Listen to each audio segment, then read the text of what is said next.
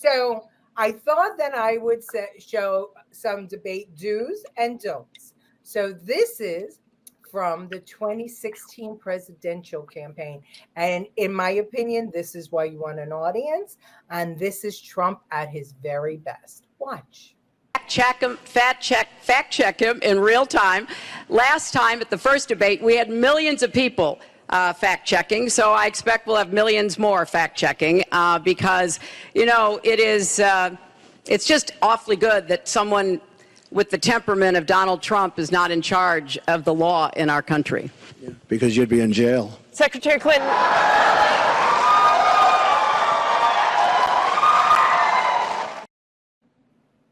Too bad it's not going to be that much fun. You know, how can it be that much fun that they have no audience?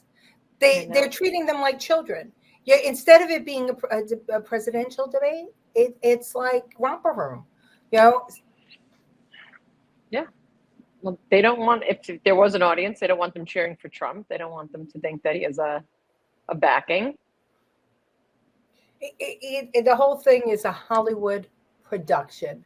And it just makes me sick because it's like all of a sudden we are too stupid to be able to decipher for ourselves what is going on in a presidential debate, or like I said earlier before you got here, Jen, maybe it's because that first Trump-Biden debate was such a shit show, and it was a shit show, that people tuned out because they were just talking over each other. I get it, but that's part of the drama of debates, right? It's the drama. Getting the feedback from the people when you nail it, and the booze and the cat and all of that stuff. That's what debating is. You know, back in the day of Lincoln, they would debate for days. I mean, not hours, days.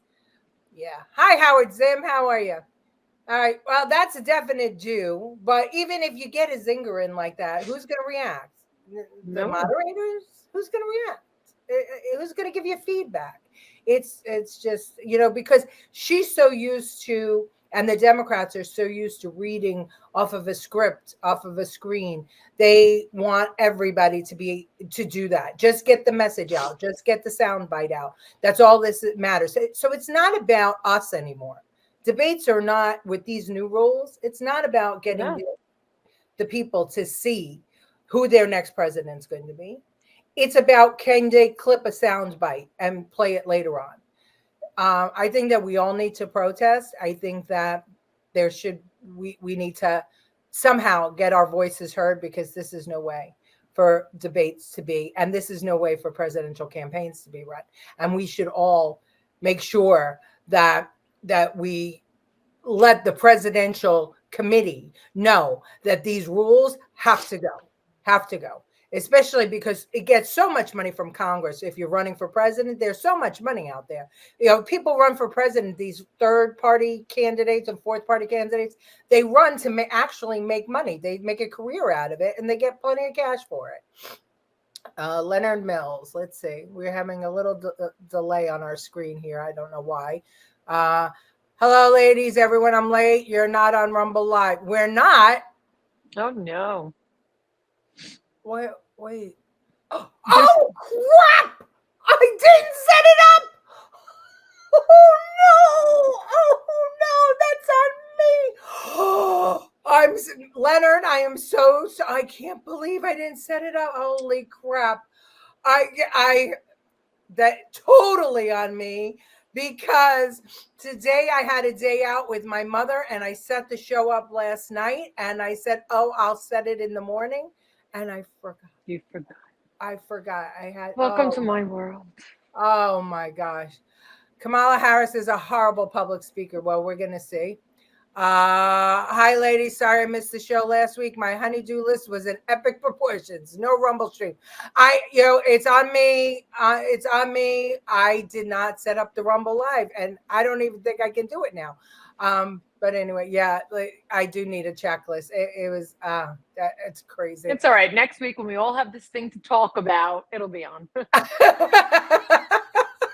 then we're doing pretty good, because we got more viewers than usual. So I don't know, even without Rumble Live.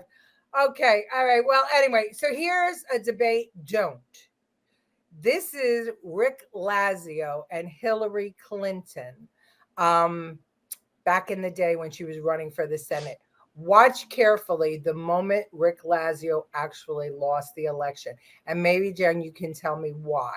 Watch. I know that everybody in New York is getting flooded with mean mail. I think if we can get signed agreements from all of your allies, when you wouldn't ask the one group to stop, but if you will get those signed agreements, then, we can make a deal. But I also... Do we have a deal, Mr. Lazio? I'd like to get it done today. Will you get those signed agreements? Yeah, I'd be happy to, but I want you to be I want to get it done right now. I don't want any more wiggle room. I don't want any more evasion. The truth is, Tim, is that Mrs. Clinton has been airing millions of dollars in soft money ads. It's the height of hypocrisy to talk about soft money when she's been raising soft money by the bucket loads out in Hollywood and spending all that money on negative advertising. Height of hypocrisy.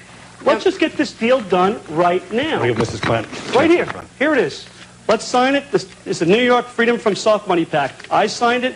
We can both sit down together. We can all get all the media in here. We will make sure it's an ironclad deal. And I'm happy to abide by anything that we all agree on. But let's get it done now. Let's not get any more wiggle room. Mrs. Clinton, you want to respond?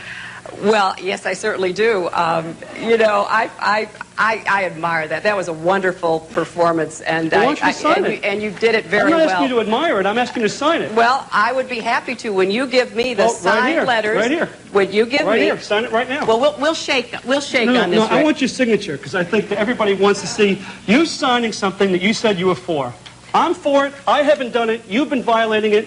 Why don't you stand up and do something important for America? While America is looking at New York, why don't you show some leadership? Because it goes to trust and character. And this new radio ad from the Republican Party using soft money is not part of your campaign. What are we talking about here? No, let's put things in perspective. We are out of time. We have to allow. $6, $7, $8 million that you've been spending. We have to allow time for closing statements. So you know why?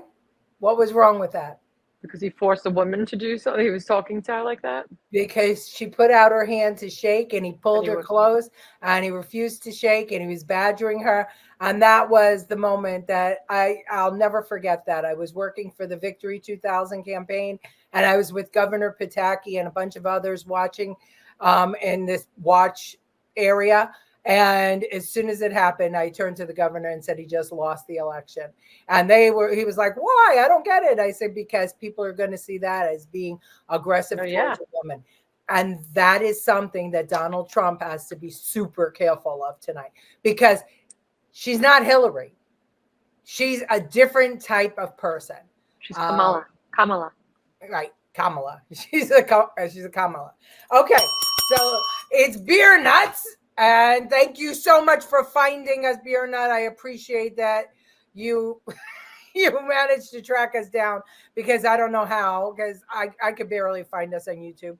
She'll be cackling during the whole debate. I wonder. I wonder and I hope. Kamala has a shorter podium so she doesn't look short. Oh. How is that? How's that? That is nuts. That's nuts.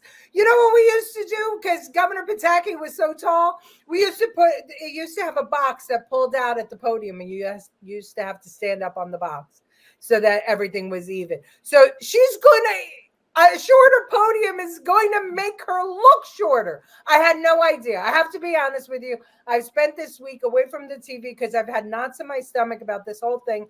And I really haven't paid much attention to all the pre-debate talk. So I had no clue she was getting a shorter podium. But if that's true, I'm thrilled because she's going to look like a midget. She is. She's a moron. Well, we know that.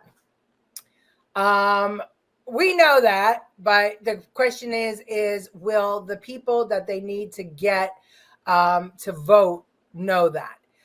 And what do I mean by that? Let me just read this. They want to do a split screen so Kamala doesn't look a foot shorter than Trump. Oh, okay, got it. And they'll do it. And they'll do it. So they look equal. What's that? It's psychological, so they look like equals. it's Hollywood production, the whole thing, Hollywood production, and ABC will do whatever has to be done because ABC hates Trump and Trump hates ABC. And so they're going to do whatever they can to give her the advantage. It's just as simple as that. So the problem here is that the people who are undecided in this nation are the people that don't trust government, right? They are blanks. They don't like the party structure. They don't trust government. They want less government. So if she's going to go on the debate stage and promise to pay for everything, right? Healthcare, childcare, new houses, startup businesses, those people are not going to like that. That's not what they want to hear. They want to hear smaller government. They want to hear, more self-reliance. That's what they want to start. And where are we getting the money from anyway, since the economy is so bad? And we have to pay for the migrants. Yeah, well, but you just said a mouthful with that, Jennifer. So if Kamala Harris's plans for this $50,000 for their first-time home buyers and $25,000 for startup businesses and money for childcare for the lowest, the people on the lowest economic spectrum, well, who is that? Those are the 10 million migrants that we know of that have come through, that they have the trackers on. So they'll get the money, but the American taxpayer will not get their money. Yep. So as far as I'm concerned, I think that those people who they're targeting, that undecided 10% or whatever it is, they're going to be more likely to vote with Trump if Trump just stays on message and reminds everybody where the economy was when he was president, where it is now, and make sure that everybody understands that she's not the candidate of change. He is. She's an incumbent now. And that's it.